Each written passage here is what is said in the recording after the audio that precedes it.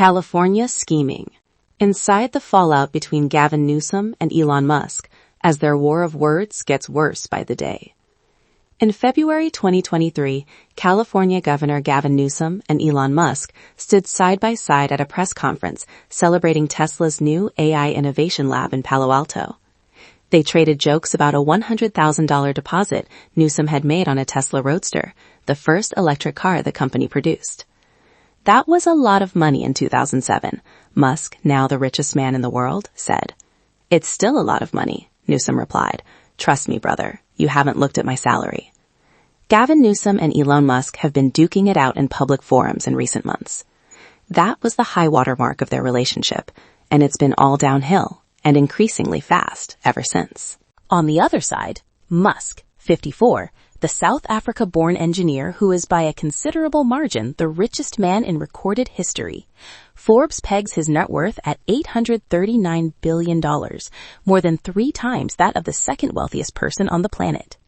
His stated ambition, however, isn't merely accumulating wealth, but relocating humanity to Mars.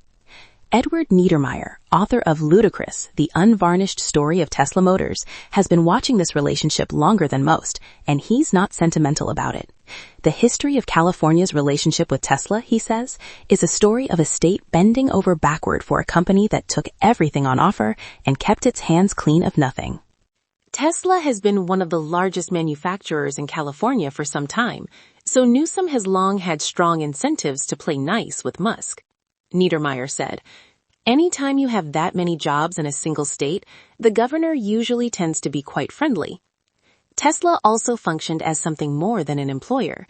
It was, he notes, a kind of flagship company for California, in the sense that it both enhances the state's high-tech image and diversifies it into new industrial dimensions. The state's generosity had limits that weren't always enforced. Tesla's Fremont factory still carries rampant Clean Air Act violations, Niedermeyer said, despite Lila Bringhurst Elementary sitting within a mile of that plant. State regulators, he says, have repeatedly given Tesla sweetheart deals, where they just have to hire an expert to help them remain in compliance. The arrangement worked because each man needed the other. California needed Musk as living proof that environmental regulation and world-changing technology could coexist.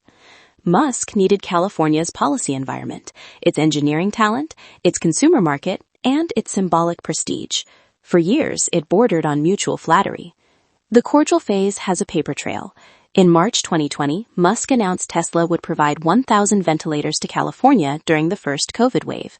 When Newsom announced manufacturing reopening rules 2 months later, Musk responded on X with an enthusiastic, yeah.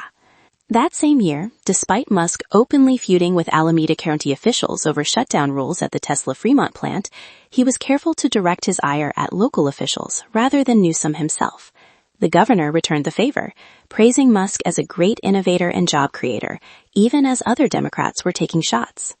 What Newsom didn't say, or couldn't, was that the headquarters being celebrated was Tesla's second. The original had relocated to Austin, Texas 2 years earlier, after Musk threatened to leave during the COVID shutdown fight, and then actually did, first moving his own residence and then his company's. By Niedermeyer's account, the cracks had already been widening for some time before that event. This roughly coincided with Musk's 2022 purchase of Twitter and his increasing turn toward right-wing politics, he said, which was also reflected in the turn away from California. By 2024, Tesla was reducing its headcount in the state, and Musk was actively bad-mouthing it. The ideological break hardened through 2024. Until that point, Musk had been something of a conventional political donor. He contributed $11,800 to Newsom's 2018 gubernatorial campaign, and his giving history across 2 decades was roughly split between the parties. California Democrats up and down the ballot, alongside contributions to Republican organizations. He'd voted for Barack Obama, Hillary Clinton, and Joe Biden. In May 2022, he announced publicly that the Democratic Party had become the party of division and hate. Then, in July 2024, came the full rupture. Musk publicly endorsed Donald Trump and ultimately directed at least $277 million to Trump and Republican candidates, making him the largest single donor of the entire 2024 cycle. Within days of that endorsement, he announced he was also moving the headquarters of X and SpaceX from California to Texas, citing a new California law barring schools from notifying parents about a student's gender identity without the student's consent. He called the law the final straw and announced he had been personally transformed by the experience of having a transgender child, Vivian Wilson, whose mother is his first wife, Justine Wilson. Musk wrote on X he had lost my son. Newsom had signed that law. In fact, he'd signed a great many pro-transgender bills and was proud of it. By December 2025, the gloves were fully off. Newsom's press office posted a pointed message on X about Musk's estrangement from Vivian, writing, "We're sorry your daughter hates you, Elon." Musk responded by writing on X, "I assume you're referring to my son, Xavier, who has a tragic mental illness caused by the evil woke mind virus you push on vulnerable children. My daughters are Azure, Exa, she goes by Y, and Arcadia, and they do indeed love me very much," he assured.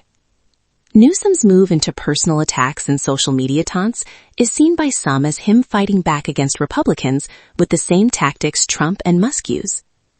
Others see it as Newsom copying others' tactics to look tough and draw attention to himself.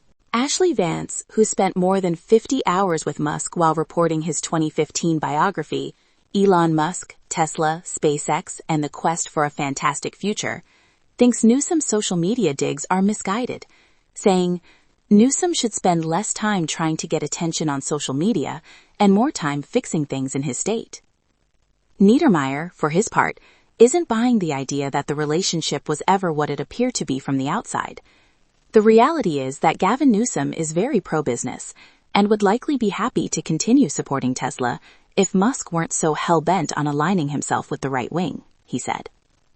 Niedermeyer thinks Newsom would have preferred what many California Democrats quietly maintained even at the height of the feud: public criticism paired with private accommodation. Ashley Vance, who spent more than 50 hours with Musk while reporting his 2015 biography, Elon Musk, Tesla, SpaceX, and the Quest for a Fantastic Future, thinks Newsom's social media digs are misguided, saying, "Newsom should spend less time trying to get attention on social media and more time fixing things in his state." Niedermeyer, for his part, isn't buying the idea that the relationship was ever what it appeared to be from the outside. The reality is that Gavin Newsom is very pro-business and would likely be happy to continue supporting Tesla if Musk weren't so hell-bent on aligning himself with the right wing, he said.